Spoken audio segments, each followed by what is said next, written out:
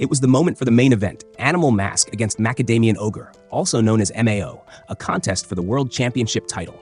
Genzo was getting ready for the bout in his room. His manager, Big Saigo, entered, but Genzo requested that he not disturb him. Big Saigo still inquired about what he would do upon reaching this pinnacle of being the champion, and speculated that he might transition to other combat sports, but left before hearing Genzo's response. Genzo continued his soliloquy, stating that his second chapter would involve him living with the animals he cherishes and opening a pet shop, then proceeded toward the ring. In the ring, he began to battle MAO, and eventually climbed onto the top rope. As he leaped alongside his pet Hiroyuki, he vanished and was transported to another time and place. There, he pondered whether this was a scheme devised by Big Saigo, but encountered Princess Altena Lattice Edgardo, who referred to him as Hero, and requested his assistance in defeating the wicked beasts and the Demon King. Upon hearing this, he positioned himself behind her, seized her, and executed a suplex, rendering her unconscious. The guards turned against him, leading him to realize he might have overstepped, and he draped his cape over the princess, which only infuriated the guards further, compelling him to flee from them. As he walked through the town,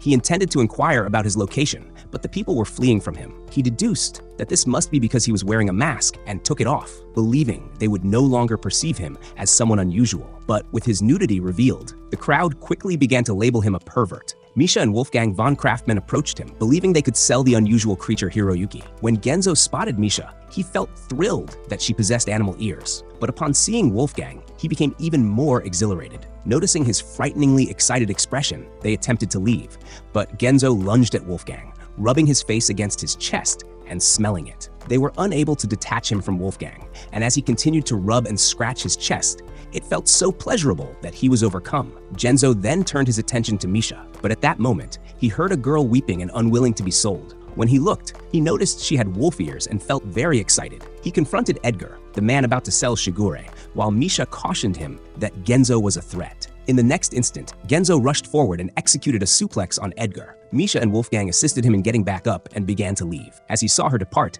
Genzo realized he hadn't petted Misha and headed her way. But when Shigure expressed her gratitude, he halted and approached her. He believed she was going to be sold as a slave, but Shigure clarified that it was due to her borrowing money from him and not repaying it, and she urged him to sell her if she failed to return the money, then pleaded for days and cried until Edgar consented. She wanted to launch a business, but encountered failure. Since she was penniless and unable to repay him, Shigure took Genzo to a hunter guild so they could earn some money. As he met the guild master, Genzo was sharing how much he adored animals. The master pondered what actions to take, but then received word of Cerberus attacking, and upon hearing that, Genzo became thrilled and rushed to see them. Upon reaching the Cerberuses, Genzo spotted their 3 heads and felt joyous, since that meant 3 times the excitement. He then charged at them, and as he identified the leader, he went and subdued him. He began to play with them and succeeded in taming them. Back at the guild, they received a substantial reward for the Cerberus situation. There, Genzo told Shigure that he had made a decision and wanted to help people comprehend how wonderful demon beasts are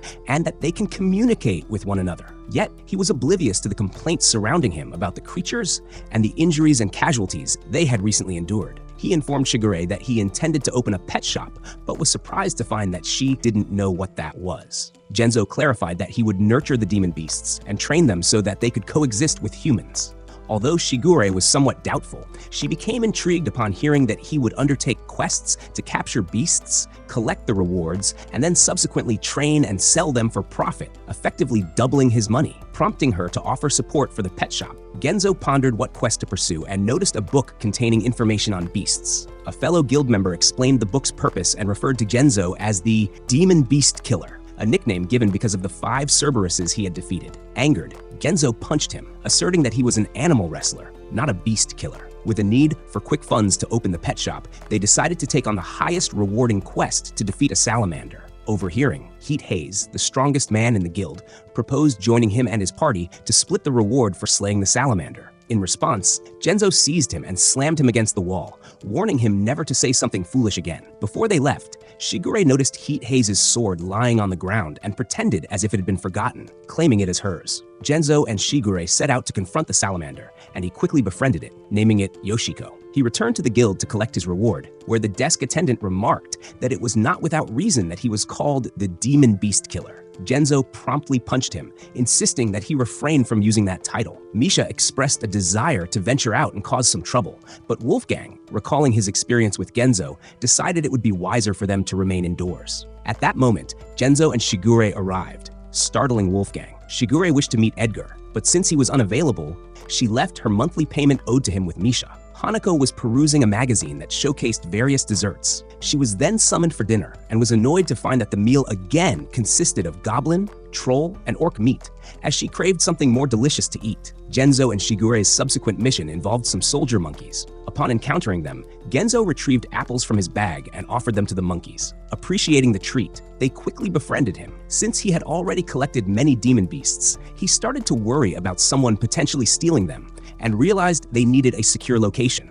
They set out to undertake a new quest, with the one boasting the highest reward focused on orcs. Although Genzo felt indifferent upon seeing them due to their human-like appearance, he consented to take the job because of the lucrative payment. As they approached the orc settlement, he resolved to confront them by himself. Upon entering their village, he challenged the orc king and initiated the fight with a dropkick. They continued to battle, and Genzo ultimately overcame him after executing a German suplex, prompting the other orcs to proclaim him the new king. The next day, he departed, leaving the orc king to rule in his absence. Upon returning, he had earned enough money to purchase a place, but went to seek a loan from the government, only to be taken aback when they informed him that he needed to have 20% of the amount. Meanwhile, Hanako had escaped from her castle and was now staring longingly at a candy shop window.